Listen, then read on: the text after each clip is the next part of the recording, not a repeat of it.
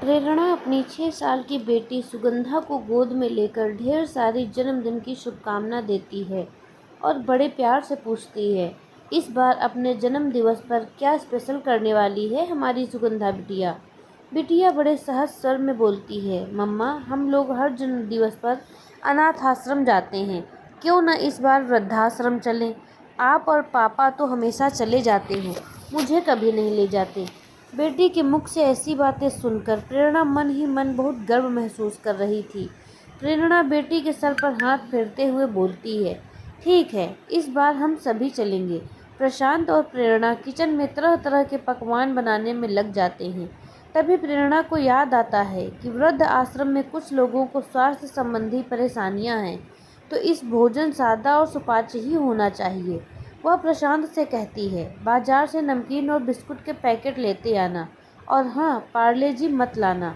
उस बार कमल अंकल कह रहे थे कि वह ज़्यादा मीठा होता है। 50-50 लाना और नमकीन भी हल्की मूंग दाल वाली ही लेना। शाम को 6 बजे खुशी से चहकती हुई सुगंधा पूरे परिवार के साथ आश्रम पहुँचते हैं और खुशी खुशी सबको नाश्ते का पैकेट पकड़ाते हुए पैर छूकर सबका आशीर्वाद लेती है। सब लोग बड़े प्यार से उसको आशीर्वाद देते हैं और पूछते हैं कि बड़ी होकर क्या बनोगी। वह बड़ी सहजता से सब प्रश्नों का उत्तर दे रही थी। तभी प्रेरणा को किसी के कराहने की आवाज़ सुनाई देती है। उसने पूछा, यह किसकी आवाज़ है? तो कमल अंकल ने बताया, नए आए हैं सुखी राम जी, बहुत तकलीफ़ में हैं। कौतूहल बस प्रेरणा उनके कमरे में गई। बहुत तेज बदबू आ रही थी। सुगंधा को उसने बाहर ही रुकने को कहा और खुद अंदर गई। वहाँ एक 60-65 साल के बुजुर्ग थे जो बहुत तकलीफ में लग रहे थे। शायद बिस्तर से उठ भी नहीं पा रहे थे, इसीलिए बाथरूम बेड पर ही कर रहे थे। प्रेरणा ने सबसे पहले उनके रूम की सफाई करवाई, फिर उनके आंसुओं को पोंछते हुए उनके हाथों को अपने हाथ में लेकर पूछा, आपको क्या तकलीफ़ है अंकल जी? उन्होंने बिलखते हुए बहुत ही करुण भरी आवाज़ में बताया कि वर्षों पहले उनका एक्सीडेंट हो गया था। उसके बाद उनके दोनों पाँव में लोहे की रॉड डाली गई थी। अब वह बहुत दर्द दे रही हैं। प्रेरणा ने उनके आंसुओं को पोंछते हुए कहा, आप घबराइए मत अंकल, कोई फाइल वगैरह है तो मुझे दीजिए। अंकल ने कोने में रखे हुए अपने ब्रीफकेस की तरफ इशारा किया। उसे खोलकर फाइल निकाल रही थी, तभी 2-3 फोटो और एक आई कार्ड एक लिफाफे में था जो नीचे गिर गया। प्रेरणा ने फ़ोटो उठाई और चौंकते हुए पूछा, अंकल यह आपका परिवार है? उन्होंने उदास स्वर में कहा, हाँ। फिर आप यहाँ कैसे? प्रेरणा ने पूछा। उन्होंने रूंधते गले से बताया कि उनके 2 बेटे हैं, 2 बहुएं हैं और दोनों एक एक भी बच्चे हैं। पत्नी स्वर्गवासी हो चुकी है। प्रेरणा ने पूछा, बेटे क्या करते हैं? उन्होंने बताया, पुणे में बड़ा बेटा सॉफ्टवेयर इंजीनियर है, छोटा बेटा बेंगलुरु में बैंक में है। फिर आप यहाँ क्यों रह रहे हैं? प्रेरणा ने पूछा। अंकल अपने आंसुओं को रोकते हुए कहते हैं, जब तक पत्नी जीवित थी सब ठीक था। हम लोग मुंबई में रहते थे, बच्चों का शादी ब्याह कर दिया। वह अपनी दुनिया में खुश थे, कभी कभी आते भी थे, लेकिन एक दिन अचानक पत्नी की हृदय गति रुक गई और वह असमय ही चल बसी। उसके बाद मैं दोनों बच्चों के पास बारी बारी रहने लगा। 1-1.5 साल सब ठीक चला। धीरे धीरे मेरा शरीर कमज़ोर हो गया।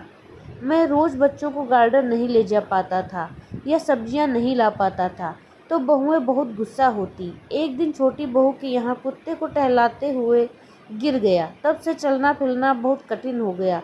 डॉक्टर ने बोला इलाज में बहुत खर्चा होगा।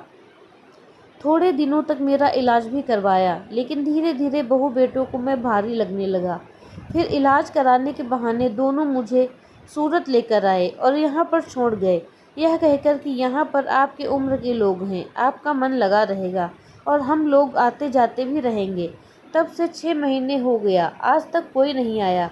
कहते ही अंकल फपक कर रो पड़े। अभी प्रशांत डॉक्टर को लेकर आए। डॉक्टर ने देखकर कहा, इनका फिजियो चालू करना पड़ेगा और कुछ दवाई भी बताई जो रेगुलर लेनी थी। प्रेरणा ने अंकल को विश्वास दिलाया कि मैं आपका पूरा इलाज करवाऊंगी और हर महीने दवा समय पर पहुंचा दूंगी। प्रेरणा को वृद्धाश्रम से विशेष लगाव हो गया था। अब तो सुखी राम के सेहत में भी काफ़ी सुधार हो गया था। वह अपना नित्य कर्म खुद ही कर लेते थे। होली का दिन था, सब लोग हर्षोल्लास से होली मना रहे थे। तभी प्रशांत ने प्रेरणा से कहा कि वह लोग अपने परिवार को कितना याद कर रहे होंगे, चलो हम लोग भी वृद्धाश्रम चलते हैं। सच में वहां पहुंचकर प्रेरणा अचंभित थी। सबके सुनी आंखों में एक अलग ही चमक आ गई थी। उसे देखकर फिर सबको मिठाई खिलाया, सबका आशीर्वाद लिया। तभी सुखी अंकल ने डबडबाई आंखों से कहा कि अगर मैं मर जाऊं तो आप ही लोग मेरा अंतिम संस्कार करना, मेरे बेटे बहू को मत बुलाना। एक दिन अचानक फोन आता है कि सुखीराम अंकल अब नहीं रहे। सुनकर बहुत दुख हुआ, लेकिन एक संतोष भी मिला। चलो अब वह सुखी हो गए, क्योंकि उनकी तड़प देखी नहीं जाती थी। करीब 2 महीने बाद कुछ जरूरी सामान और दवाएं लेकर आश्रम के ऑफिस में पहुंची तो वहां पर 2 सज्जन बहुत ही कहासुनी कर रहे थे मैनेजर से। आपने हमें क्यों नहीं सूचित किया? हम वहां अपने समाज वालों को क्या बताएंगे? हमें उनका अंतिम संस्कार तो करना था। तभी मैनेजर साहब ने मुझसे कहा, प्रेरणा जी, यह सुखीराम जी के बच्चे हैं, अपने पिता के तर्पण के लिए शांति पाठ कराना चाहते हैं भव्य रूप में। तभी उनमें से एक सज्जन आगे बढ़कर कहते हैं, यहाँ की व्यवस्था बहुत खराब है। इन लोगों ने तो 13वीं करने के बाद हमें सूचित किया। अब हमें समाज के लिए कुछ तो करना पड़ेगा, इसीलिए हमने एक भव्य शांति पाठ रखा है उनकी याद में। आप जरूर आइएगा।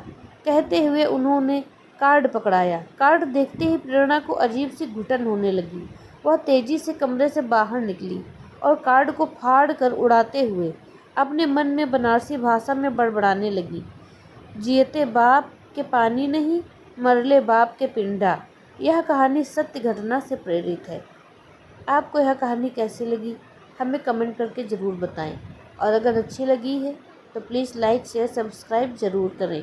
मिलते हैं अपनी अगली कहानी में, तब तक के लिए धन्यवाद।